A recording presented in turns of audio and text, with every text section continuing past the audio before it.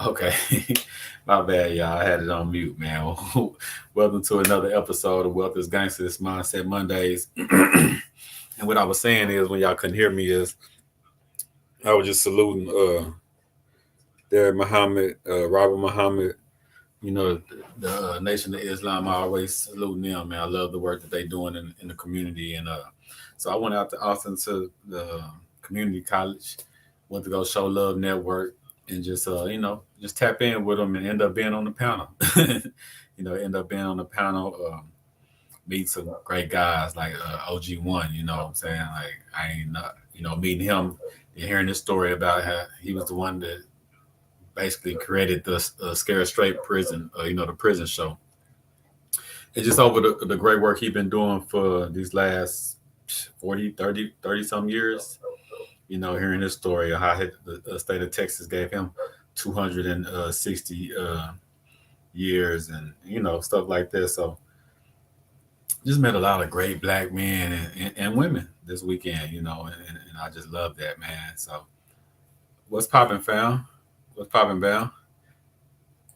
Bam, man. I need to, we need to have you in as a subs and stuff, man. When you tap in, I need you to jump on sometime. Van got some things going on right now, and I didn't want to miss another episode. We had missed a couple, what I'm saying, with his health, and then the following week he had a tax class and all that. So I'm not gonna be on here long, but I do need to have me another little co-host, as we say. You know what I'm saying, for days and times like this. And what I'm saying, I love your mindset and the way you build it and everything, man. So salute to you. I need to get with you anyway, man, because I'm gonna be down there. Well, I'm gonna be down there in May for the FBA Expo, but then I'm gonna be back down there with Zeke now for New Era Detroit. I'm part of the New Era Dallas. It's because we think we're going to do a New Era Central Texas, or I didn't want to just do Temple. I just want to do Central Texas. So we're gonna do a New Era Central Texas, but right now I just want to tag in with them, man. So yeah. No, that's what I'm saying. No, I wasn't talking about today. I just jumped on today because I ain't want to. I ain't want to leave the leave the people with another week of nothing. So I appreciate you tapping in. But today, what we talking about? Like I say, yeah, we linking up for that. And then, like I say, I'm gonna be back on June 17th. We doing Toys in the Hood with New Era Dallas. Zeke from New Era Detroit. I don't know if you are familiar with them, but yeah, they're gonna be in the city. So I'm gonna be back up there June 17th for the toy drive in the hood with them, man. So yeah, definitely we can definitely tap that in the future, man. I appreciate you tapping in. Like I said, today not gonna be a long night. I just want to make sure that we didn't skip another week uh, of the show. I want to stay consistent with the show, and I just want to keep building on that. So what I'm gonna touch on for a little bit is just the power of our thoughts, because I still battle with mine, right? Like you can have that strong mindset. You can have that will. You can have that I'm a rebel against the system. You can have all that inside of you, but you still have your weak moments when you're not supported like you feel like it. When you're not backed up like you would hope. You know what I'm saying? And I say that just generally talking, because I know there go Van tapping in now. There you go. There you go. What's up, bro? Can you hear me? Yeah, I can hear you. Yeah, my bad. I just left the Rock Rose meeting. Okay, nah, you good. I was just telling them I was just tapping in. You know what I'm saying? I just wanted to. I told them I know you got stuff going on, so I just want to.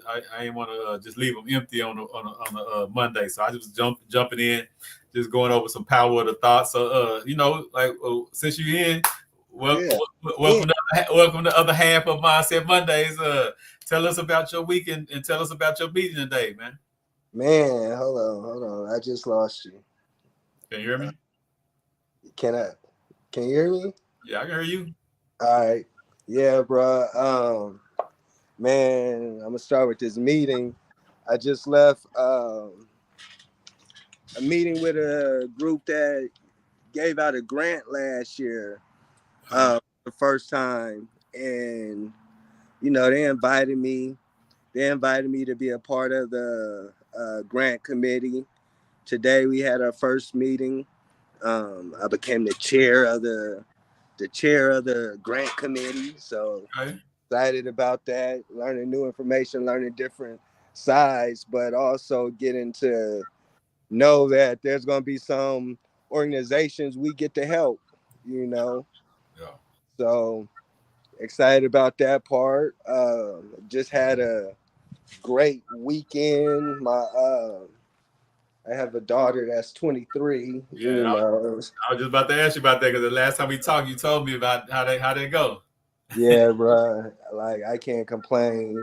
I'm so happy with how it went. We got to build our relationship. We got to talk about a lot of different things. So Yeah. it's only our second time, really first time meeting, but you know, it looked like we're gonna get to start a relationship, and I'm excited about that. And that's important, man, because like what happens is, and I seen that. I don't have any kids, but I seen that from like my partners that went to the pen. Mm-hmm. They would be gone for some years, and then they would come back. Mm-hmm. The problem I had, and it's not even just the pen, it's other kind of stuff. It's men that don't go to the pen but still get separated from their child, right? And, Mm-hmm. and sometimes it's on the man. We young, we probably wasn't the best person. It's all a bunch of reasons why it didn't work out the way we planned it. But I don't like when we can't figure out a way how to get over it and move forward from this day on. You know what I'm saying? What's Yeah. done is done. Where I messed up, I messed up. Where your mom messed up, she messed up. But how can we move forward now so I can be a great person in your life now? You know what I'm saying? That's actually a good question because that kind of got us off to a rocky start. I kind of come from the, you can't really change the future or know the future without knowing the past. Yeah, for sure. You Yeah. know, and if you don't know the past, a little bit about your future might be off because you're missing some information. So Yeah, no, that you definitely want to know the past. Just like with Black history and all that. Like I don't research the past to be stuck in it. I research the past to get energized, to get my mindset about how I move for the future. So see, a lot of people revisit the past and they get stuck in it. That's counterproductive. Go to the past to learn from it, see where you made your mistakes, see where things went wrong, and when you move with that past, knowing and moving in the future, you can move different by I would say correcting your wrongs or fixing your wrongs and your rights. You know what I'm saying? Like, so to go into the past is great, just as long as you're not stuck in it. Because some people go to the past and they're it's pointless because you're stuck in it now. You can't move forward. I think part of it for me is one of my biggest fears is I never want my kids to feel like I didn't want them or I was running from the responsibility. You know what I'm saying? And then I definitely don't want her to ever come across that thought in her mind, like, oh, he didn't want to be my dad, or I wasn't good enough, or now he's trying to be my dad type thing. Yeah. So that was always a fear of mine. And then like I got to tell her, I know you're not a parent yet, but to have a piece of you out in the world that you don't know, like it feels off. It doesn't always feel right, no matter how much of a father to my other kids I try to be, how good I try to be, I still had that thought there's a piece of me out there that I don't even know. So yeah. That's big. And moving forward, the best thing, and sometimes it's the most hurtful thing, but the best way to get through it is just being real and honest. You know what I'm saying? Like that's the thing. Like I tell people, when you move forward, and that's in child, that's in relationship, that's in friendship, that's in business relationship, that's in any relationship. Coming with the truth and being honest with that person is the best way to move, even if your truth might hurt a little bit. You know what I'm saying? Like, so that's what I always encourage, that because you can't build nothing on a foundation of lies, on a foundation of, you know what I'm saying? Like if you Yeah. after all these years you get back with her and you still kind of gaming and lying, then how can you build? You know what I'm saying? You can only build by being like, this is what it is. I was wrong here. I was young. Whatever the explanation is, being real about it is the best policy in that situation. So that's a good segue. Probably it's kind of what I wanted to talk about on the show. Okay. But we'll see where it goes. Shortcut to success, right? Shortcuts to success. And the reason why I bring that up is because sometimes we don't make it to where we want to be because we know we got to go through that hard stage, you know. So it ain't no shortcuts to it. And like you're just saying, even with the emotions, even with building the relationships, you got to have those hard conversations and get through it for it to go forward, you know. So yeah, and that's how you become successful. You can't, you know, like you said, you're gonna have to just deal with. I had a bad problem with just trying to like. I ain't gonna say I ran away from problems, but I would kick the can down the road. I wouldn't address it. I wouldn't address it. And I figured that out. It was a lot of stuff that really wasn't major, but the more I did it with the little stuff, the more I would do it with the stuff that is more major. It was a habit I was picking up. You know what I'm saying? So I had to start checking myself and like, nah, you're gonna address this a small. You're gonna address this if it's big. Whatever it is, just go and face it, go and address it, and go and handle it and move forward. And after I started doing it, I started realizing that, oh man, I end up better. Even if it's more scary at the beginning, you end up better just by going through it and facing it. Yeah, just facing it. You know what I'm saying? That lesson. Yeah, you got to, man, and that's how you become successful. You won't be successful if you don't learn from your mistakes or better or find better formulas. So no matter what you was doing 5 years ago, you're moving and thinking different and better than then. Because why? Because you're still trying to progress. You're trying to get to that next level. If you're doing the same or worse than 5 years ago, you're not going to get to the next level, right? So we have to keep growing, and that's in parenting, that's in relationships, that's in business, that's in whatever, being a son, you know, whatever you want to call it. You have to take it up on yourself to be a better person. And I think I talked to you about this, just about me. I forced myself to be a better person, be a better man, be a better brother, you know what I'm saying? Like, be a better person, and it helps me be a better businessman, because in the totality, I'm looking to be better. You know what I'm saying? Like, you can't be, well, I want to be a good businessman, but I'm a bad friend, I'm a bad dad, I'm a bad, you know what I'm saying? Like, it all go together. So just being striving to be a better person, just in general, helps you with everything from business to personal relationships. And to me, that's a key about to make it successful.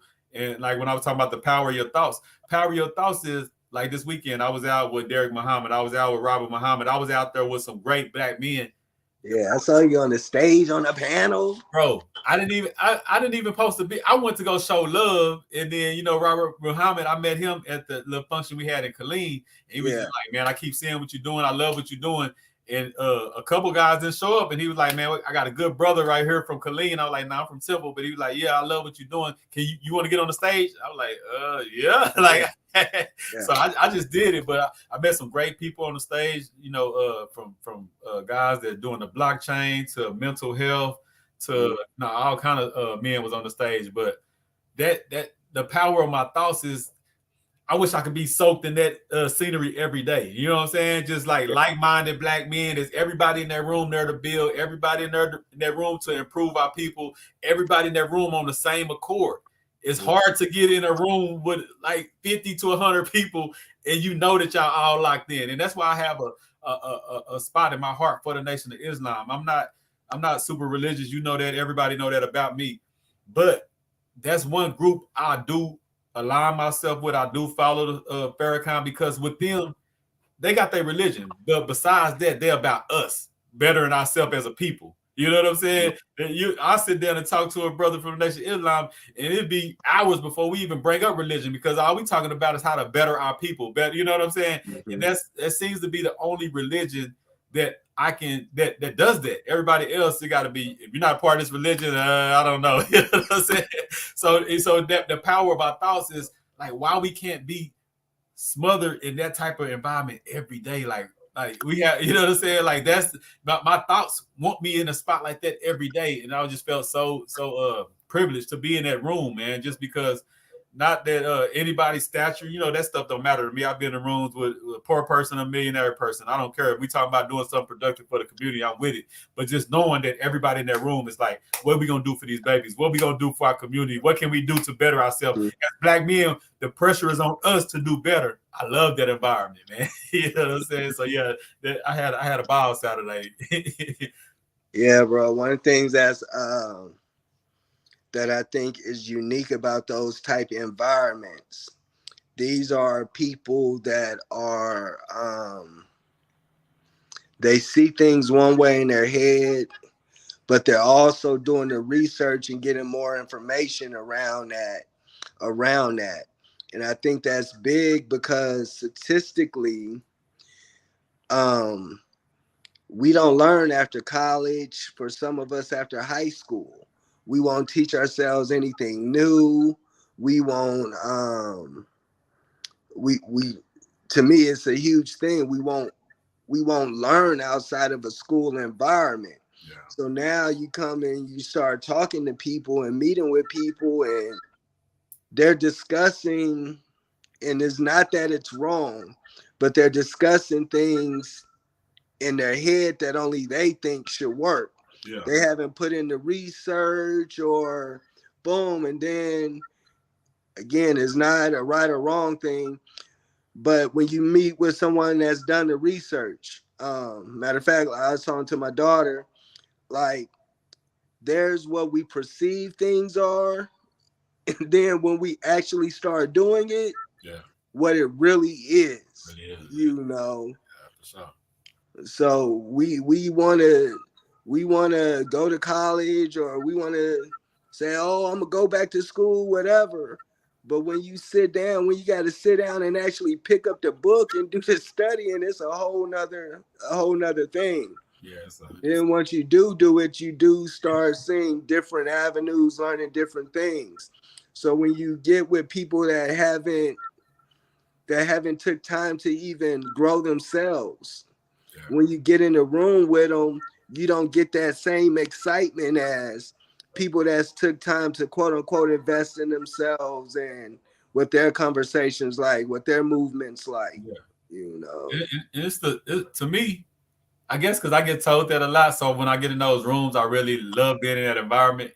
Mm-hmm. It's the seriousness. It's the laid back, having fun, but the seriousness of what we're here for. You know what I'm saying? Like a lot of people tell me, man, you super aggressive, man, you super passionate about this and that, and I'm like, our babies are getting swallowed up by this system. We're at the bottom of the totem pole when it comes to our people as a whole. You know what I'm saying? Like these are we live within pandemics. We're talking about the COVID-19 pandemic. Like we've been living in a pandemic for hundreds of years. Why aren't we more serious? Why aren't we more focused? Why aren't we more driven? Because Henny Fest. Huh? Because Henny Fest. Yeah. Henny Fest. And see that, and that's what I'm saying. Like that's the thing. Like, and that's why I appreciate those rooms so much, because not that everybody in there perfect, ain't nobody perfect, but I'm talking about the seriousness about the business, about the focus, about really wanting to make a change, how serious that room was in the mix of having fun, laughing, playing, and joking. It ain't that we so serious we can't have fun or nothing like that, but we serious because we know what the task is. You know, like when I met OG1, like I ain't know nothing. I ain't never heard of him, but he's the one that kicked off the Scared Straight in the 90s from the prison. You know, he was facing 216 years, ended up doing like 20 some years. But while he was in the prison, he was the one that created the Scared Straight program. You know what I'm saying? Like meeting black men like that, and that's what he do every day. I just got the phone with him today. He's at work at a youth facility in Houston. That's what he do. So he went from Saturday talking to the boys. And to Monday morning, his day job that's what he do. You know, like remember I told you this. I was like, man, a lot of people say they want to do stuff with us because I done heard you talk about, well, such and such, I might tap in with such and such. I only want to be surrounded by people that do the work regardless. The faith is in the not work. just gotta be fully fledged doing the work, but I gotta know. I gotta know. Oh yeah, he known for doing some stuff like that, or she known for doing. Don't just see what I'm doing and say, man, I want to be a part of it. And you ain't never did nothing. Like, you know what I'm saying? Like, if you ain't never did nothing, you should be maybe a high schooler or something. If you in high school or college, maybe. But after that, you should be having some kind of record about why you love this type of work. Mm-hmm. And I do that because people come and go. People fall off so fast. So I see that the people that gonna continue to do it regardless are the people that was doing it regardless. Like, you know what I'm saying? Like the guy I teamed up with, Taylor. I teamed up with him not because I hear that he do this or do that. I hear that he's just this big person. I heard that, oh man, he been doing that for free. He was feeding the kids. He was giving haircuts. He was doing that just out the love of his heart. Okay, that's the guy I want to meet. I want to meet him. You know what I'm saying? Yeah. That person that was helping out the kids, being a mentor, being whatever you want to call it, before he was even given a name. Like, you know what I'm saying? Like, I don't care about you having a mentor. You was who you was before you got here. Yeah. So that's why I draw to people that do that, because this is not easy work, and it's definitely not fruitful with pay at the beginning. You know what I'm saying? Like, you know what I'm saying? Sometimes, most of the time, like, I'm getting ready to look at all my stuff. It's another loss in one of my businesses basically all year because it was just coming out of my pocket. You know what I'm saying? Mm-hmm. But that's okay, because the mission, like, as long as I see the mission progressing, I don't even care if the money haven't caught up yet. But as long as I see the progress of the mission, I'm cool, because I'm gonna figure it out. I'm a hustler. I'm gonna go get her. I'm gonna get to that part. But you know what I'm saying? So that's what I want to say about that. And that's why I'm talking about the power of the thoughts, because I'm always yearning to be in that room. And then Saturday, I found myself in a room that I'm like, where I need this in Temple, I need this in Central Texas. And we got some great brothers. We got some, great brothers doing some great things. But I'm talking about the consistency of being serious. Like, this is my job. This is what I do every day. That's what I loved about it, man. So that was one of my power of thoughts. I brought that to fruition because I've been thinking about that. And Saturday I was really immersed in it, and it just felt great, man. What's your biggest takeaway from it? That I had a couple different takeaways depending on which way you say, because we had some some hard head little kids in there that, the biggest takeaway is we got a lot of work to do, but we got a lot of great brothers doing the work, because sometimes, like I said, we feel lonely doing this. You know what I'm saying? Because we, like around here, I can call you, I can call a few other people, and that's it. You know what I'm saying? Like, and then even in that, we all got different things going on, so it's kind of hard to meet up and match up times and all that stuff you know what I'm saying? Like, so we still have our hurdles in that. But my biggest takeaway is we have a lot of work to do, but we have a lot of people that's there ready for the service, that the work that needs to be done. You know what I'm saying? One of the things we talked about today was, who do we fund and how do we fund? And one of my biggest pet peeves is, I don't want to fund the person that was selling Mary Kay last year. Now Mary Kay wasn't going that good. Now they got teen program. And the teen program ain't going that good, but now they feeding the homeless, and there's nothing wrong with that, especially if they're trying to figure out where they're trying to go. But I want to really support those people that are committed to taking out a task, Good, bad, or even like one of the things I brought up was, I just want to pick one area to fund. Let's find what area can we fund. Right now, if we feel the number one need is food insecurities in our community, well, we're not funding nobody but food insecurity companies, organizations. But not only that, if you don't have your paperwork, we're going to help you get your paperwork. Or we're going to introduce you to somebody with the paperwork, and let's see how we could combine and come together. Let's really start. Shit, I'm saying really start. I'm talking to the founder of the House of Resources. You know what I'm saying? But let's really, let's really be a service, and like, it's a lot of I was telling them it's a couple programs out here that do good work that don't have a 501c3 or whatever. But if we fund them, let's help them get that paperwork so they could go forward. We don't want to fund nobody and they fall off next year either, because that looks bad on us. Yeah. You know. Yeah. So let's really help each other and let's figure out how to do this. If I got a grant, in order for you to get this grant, you got to come get this class where I'm gonna show you how to get your paperwork, or you got to come to this meeting. And it's everybody in Central Texas, a person from Killeen, Belton, Temple that want to stop feeding the home, that want to stop food insecurities. So let's see how we can get in a room and make it work. Yeah, make that happen. Yeah, I like what you said about helping some companies, because sometimes the companies that's doing the most work are the companies that don't have all the right paperwork yet. Don't have, yeah. They just doing the work, you know what I'm saying? But don't punish them, because if they actually doing the work, they shouldn't be punished because they haven't got the business part of it. You know what I'm saying? Mm-hmm. But I understand the situation. But to have an organization that would be like, you know what, we're not just gonna start cutting off everybody just because their paperwork ain't work. Ben came to the table with let's help build up some. That's a great idea. You know what I'm saying? Yeah. Okay, we got 3 people in here that's all about food insecurities. Don't nobody have a nonprofit or LLC? Well, how can we come together and make one with all 3?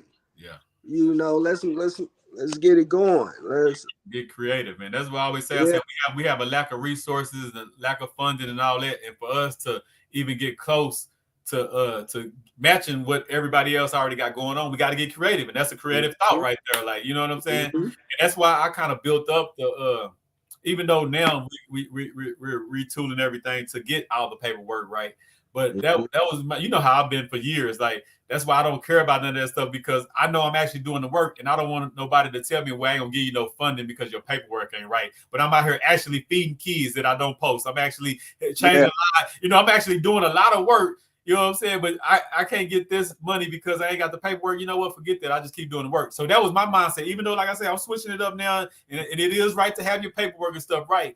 But I don't think somebody should be disqualified to actually doing the work. Now, it's a lot of people making like they're doing the work, but it's easy to see who really doing some work if you really do your research. It's bro, it's kind of the two-headed sword too for me. Yeah. And oh my God, this is gonna sound so bad, but it's to me, it is about the work, but it's not really about just the work, because I'm tired of hearing them say we don't own nothing as Black people.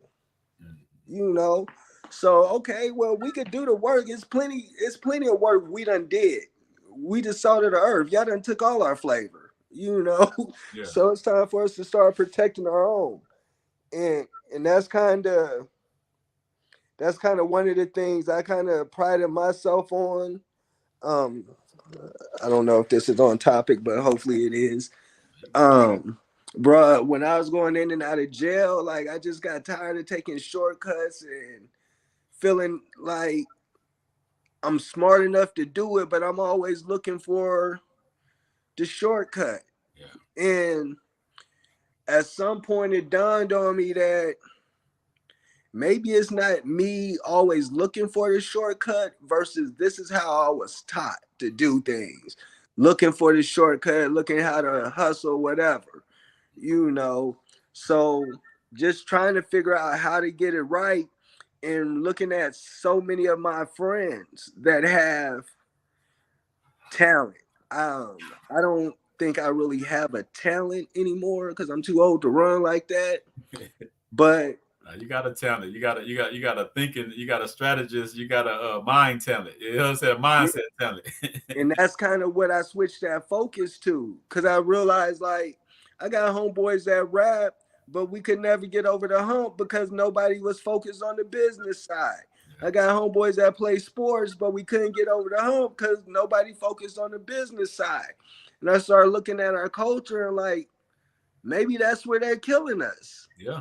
When you talk about the music, the entertainment business, the teaching business, whatever, we got the entertainment, we got the teaching, we got the music. They just got the business. Yeah, we do all of the hard work part of it. They just know how to do the business. Like them executives ain't never rapped a line in their life, and they make billions of dollars. And I think the rappers get like, I forgot how many billions of dollars that was made last year, but I think the rappers only get like 8%, 8 to 10% of that. But they do all the work. They're in the studio, they put their life on the line, they do all the traveling. But the guys in the suits that don't do nothing get the 90% of the pay, more than 90% of the pay, because we got away from the business. Like when I talk about the Negro League to the NFL, we left owning the league and being players to just being the employee. We don't own nothing no more. You know what I'm saying? Like, and that's our whole mindset. Everybody tell us what? Oh, go get a good job. You know what I'm saying? Like, we don't hear, oh, he started a good business, but we'll hear, oh, he started a good job. You know what I'm saying? Like our mind had, our mind over decades, we turned in ownership and being the head at the table, one of the heads at the table, to just being submissive workers that just happy for whatever you give us, you know, and that just has been passed down to us. Yeah, absolutely. You know, the guy in the tax class I just got down with, he would say, you know, we always hear, don't hate the player, hate the game. Yeah. But is don't hate the player, learn the game. Learn the game. Learn, you know. And this tax information that I got, I feel it's just so powerful. It's powerful enough to got me excited about taxes. Yeah. And one of the things he was saying is like, the government's lazy. And in my words, I'm gonna just put it in my words, the government don't create nothing. That's why we have contractors. So the way we were taught taxes is taxes take money from us. We weren't taught taxes as incentives. Yeah. And the government gives you incentives for helping them do their part. So simple term, the government know Americans need housing, but the government don't buy housing or own housing. That's why there's real estate people. Yeah. So those real estate people get tax breaks and tax benefits for helping provide houses for the government. You know, hell, if you could cut grass, you could go get a quote unquote government contract, you know, because they don't have no lawn care people.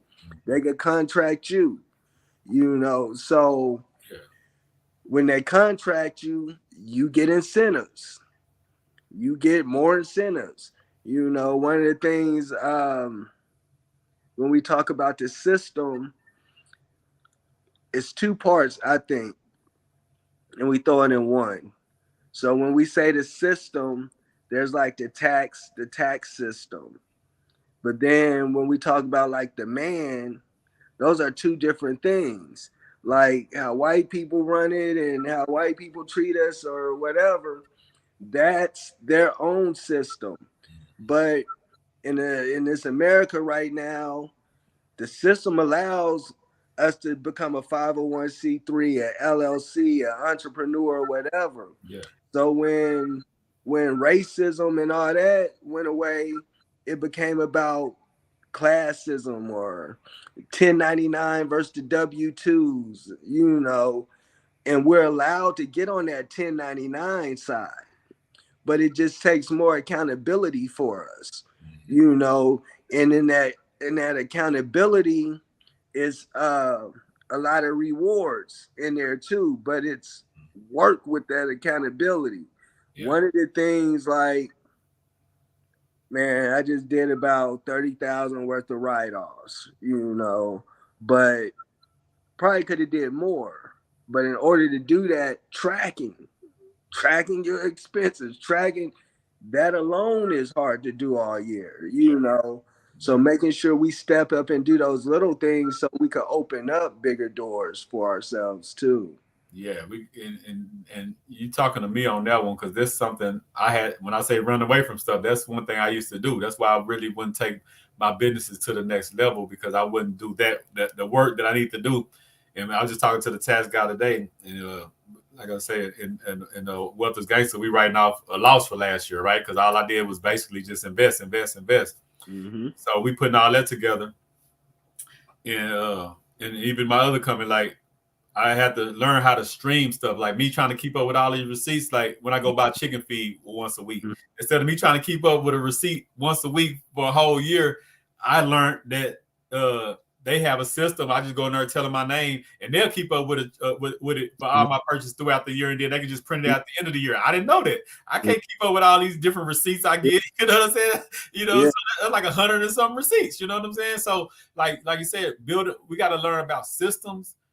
Building systems that help us take all that headache and that extra work that makes us scared to do it because we don't have systems to make it flow smoother. We don't want, we kind of get lost. Like I gotta do what, then do what. I gotta have what. I supposed to save all my receipts. I supposed to do this. Man, forget this. I just ain't gonna file this year. You know what I'm saying? Like, and you can think, quote unquote, you think you're getting away with whatever, but like you said, it's keeping you from going to that next level. Because when you start filing, now you're getting ready for, like, you're going to the next league. Now you're getting ready. You're initiating yourself. So running away from taxes is hurting you more than you think it is when you just don't pay them and you just don't, you just avoid it. Go ahead and pay them. Go ahead and file, even if it's at a loss or whatever it is.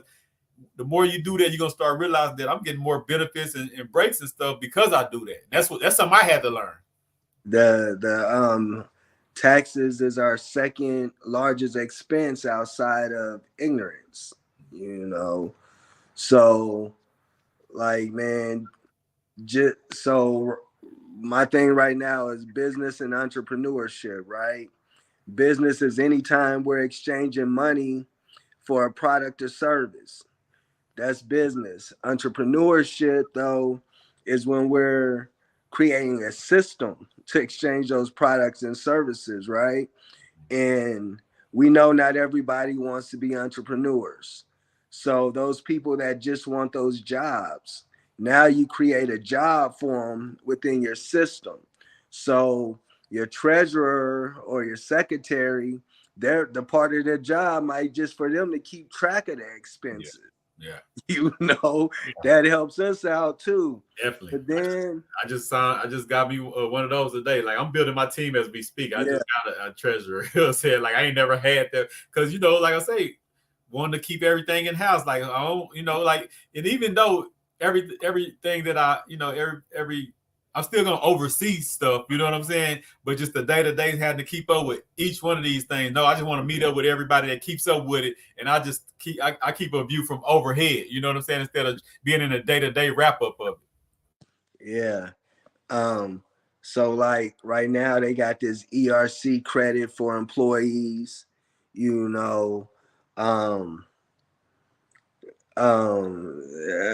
want to put this online?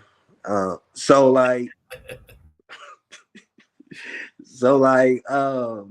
we just make more even hiring each other, right? So for example, just having a business, let's say a lawn care business, just something as simple as a lawn care business.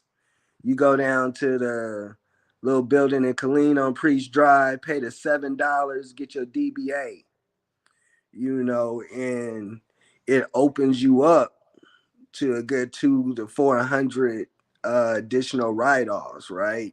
So you start this lawn care business, you let's say you're doing $20 for a yard, and you bring one person with you, and you get them $10 a yard. Now you only making $10 a yard off, and they making their $10, whatever. But because you're in that situation, you could write off your gas, you can write off your insurance, you can write off your car maintenance. It's so much more you could write off that's going to turn your business profitable just for trying. And then you have a employee or someone you're paying, and the government's giving you tax credits and additional bonuses for hiring, because once again, the government doesn't do nothing, but they have to provide jobs. So you're providing a job, even if it's just for yourself. There's so many benefits and write-offs for that, to where if you really start studying and break it down, a lot of these companies, they're making more off of providing a job for us than they're losing paying us. Oh yeah, Yeah, like that's just like them temp services. All they do is give you a job, and they get a percentage of what that job pay you until you're not working there no more. You know what I'm saying? And like banks, banks are broke. If we don't deposit our money and put all this stuff in banks, banks don't have money. Mm-hmm. They lend and do all this stuff because of the system set it up where you got to put your money in the bank. You got to cash. You know, like the system set up for banks to thrive. Banks don't just have money. You know what I'm saying? They don't just have that stuff sitting up. They're playing with even the money that they loan out. It's off our money. They'll loan you some money off the money I went and deposited today. You know, if I go deposit $1,000, then they'll turn around and give you a $10,000 loan. You know what I'm saying? Like that's how they play off the money. You know what I'm saying? And we don't realize that. And like you said, just being educated and knowledge. And believe me, the more I learn, the more I realize that I don't know nothing. So you can never learn enough with this system, boy. It's I tell people all the time, they got us coming and going. You know what I'm saying? Like they got it set up. You know, but yeah. So we definitely got to learn these systems, build our own systems, and just become more, like I say, what I was saying about earlier, serious about the job and the task at hand. You know what I'm saying? Like if you serious about your taxes, if you serious about writing off all this stuff, if you serious about what Donald Trump didn't pay no taxes, but a worker paid all the taxes, okay, don't get mad at Trump. Figure out why he didn't pay no taxes, because he owned land, he owned businesses, and he know how to write it off. That's why he didn't pay no taxes. He ain't doing nothing illegal. He playing the game that was presented to him, you know. It doesn't seem unfair, yeah. But like I tell my mom, like a fair is where you go see a pig at. Like this world ain't built to be fair. This is for the half and the have-nots. And if you a have-not, you got to put yourself in a position to be a have. That's point blank period. That's the long and short of it. You know what I'm saying? Yeah, man. So. No, it's a little after 7. I know we got on here late, man, but I don't want to, I want to stay tight to our time. So, just give us some thoughts and, give us something to wrap up with, man. Man, I just want to send some encouragement to y'all. Y'all, me, the replay, whoever watch it. I would tell you be great on purpose, but I just did. So here's what we're going to do. Man, we're trying to progress life, right? And in this progression of life, we're going to take 2 steps backwards. But in those midst of taking those steps backwards, I need you to remember, be patient with yourself, right? To keep going. And I want you to be crazy enough to change the world. Just think about it. Just be crazy enough to believe you could change the world and go for it. Have faith in it. Remember, every master was once a disaster. So with all those little riddles and all that stuff being said, this is one of my favorite ones this week. Information changes situations. If you want to leave the norm, you got to get informed, right? So get the information that's going to change your situation. Don't be afraid to get informed, especially if you want to leave the norm. If you want to stay average, stay average. Do what average people do. Until the next Mindset Monday, keep thinking big. That was great. You got to think big. And it's crazy because I'm building up a little, a course or something that's called Think Bigger. And it's really just to inspire the kids. I was watching, the guy was talking about our kids don't even dream no more. Like our kids, we need to teach our kids how to dream. Like they don't even dream no more. Like, when we was coming up, half of us didn't become what we said, but we still had dreams as young. I talk to kids now, they don't even it's just basic football, basketball. That's it. Like they don't even have the wild dreams. People used to say, I want to be a fireman, or stuff that you probably would never be. But the fact is, at least have something in your mind that you're dreaming to be. And I run across kids now, they don't even have nothing that they aspire to be. It was a kid at the conference. They were like, who do you look up to? Nobody. Like if a kid at 10 years old don't look up to nobody, have nobody to look up to and strive to be, that kid in trouble. Mm-hmm. You know what I'm saying? And that we can blame the kid, but then we got to look at ourselves as the men in the community. Like, why we not giving him something to want to be like? Why we not? You know what I'm saying? So it like I say, it's never no end to all. But it's just questions that we got to continue to ask ourselves. Not that we got the answer to every question that we ask ourselves, but to get to the answer, we got to keep asking ourselves, why isn't these kids dreaming? Why is this? Why is that? And if we keep asking those questions, I think we'll get some answers.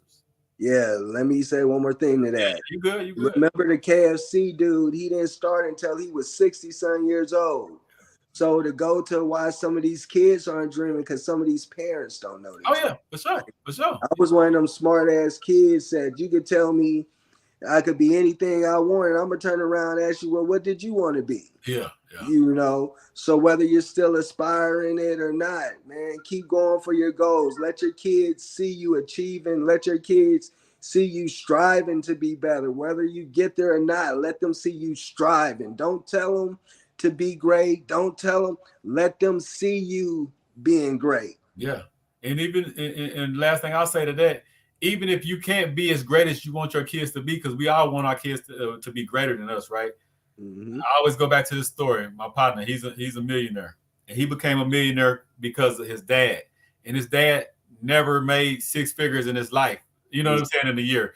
But what his dad instilled in him, his dad used to hard working, just a garbage man, a hard working city man, right? Mm-hmm. But he always told him, "I'm working hard, so you'll never work this hard. I want you to be a business like the stuff he was instilling him." That's why today he owns 3 businesses because not because he really wants to. He said, "That's my dad taught me from birth. Like you're gonna be a businessman. You're gonna be this. I want you to think big. You're not gonna look at me and want to be like me. You're gonna be bigger than me. That's why I'm doing what I'm doing." So even parents that's not so what I say inspirational, like words or something. I mean, your day to day, you might feel like, well, I can't inspire my kids to be great because I just work. Yeah, you can. You can inspire them. You can still put them in certain situations. You can put them in programs that you didn't have access to be. You can have them on YouTube listening to stuff that you didn't.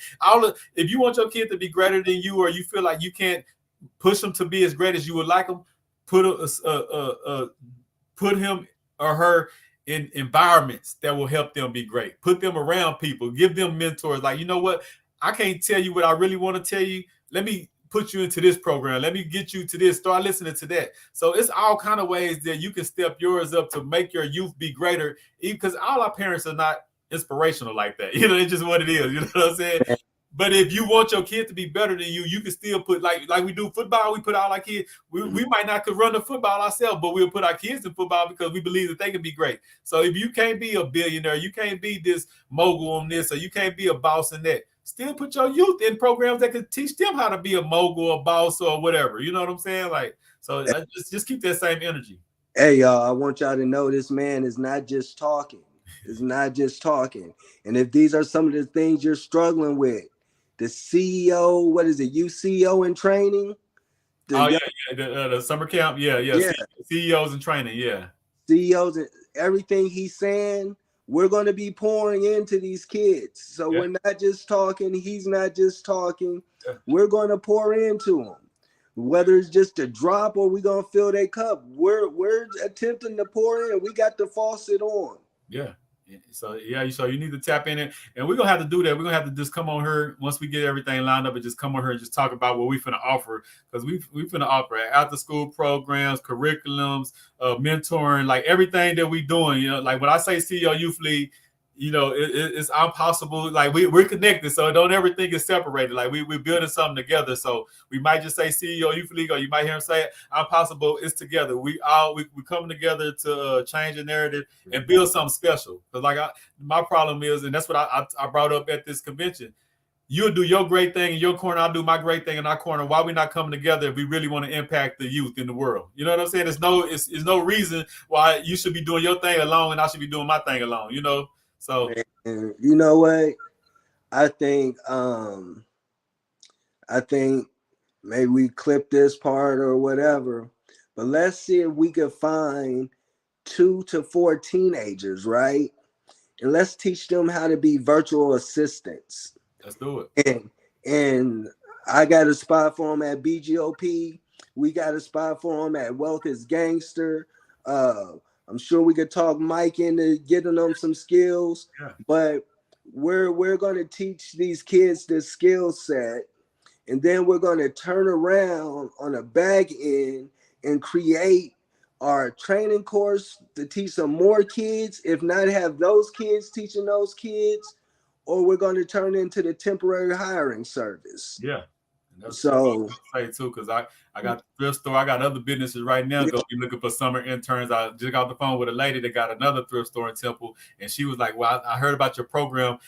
What do you think about your youth would like to work a 1 day or 2 day? You know what I'm saying?" So we have other businesses. So that's what we're gonna do. We're gonna incorporate all that. You know. So yeah, yeah, we building our systems. We building a system as we speak. We're not just talking, like he said.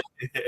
And I'm gonna holler at Rodriga, Nikki, my social media manager, and I'm gonna see if we could get her to do a social media management course. So now we're gonna be able to offer businesses virtual assistants, social media management, and even give them some CEO mindsets. So now you could be able to come as a startup business, as an aspiring business, and hire these kids to help them get their skill set for their resume, and also start building and changing our community. Yeah, all at once, man. So yeah, that's what we're gonna do. We're gonna definitely we'll meet up and talk, you know what I'm saying, sometime this week and get all that because we got other stuff to talk about Yeah. too, man. I looked at the weather and I'm gonna be out riding this week, so I'm gonna pull up on. Okay, well, you already know, you know the two spots I'm gonna be at, man. Yeah. I appreciate you for coming on. I appreciate Bam and everybody that tapped in. This is another episode of Mindset Mondays. Me and the homie Van, and we'll see y'all next week. We out. Peace.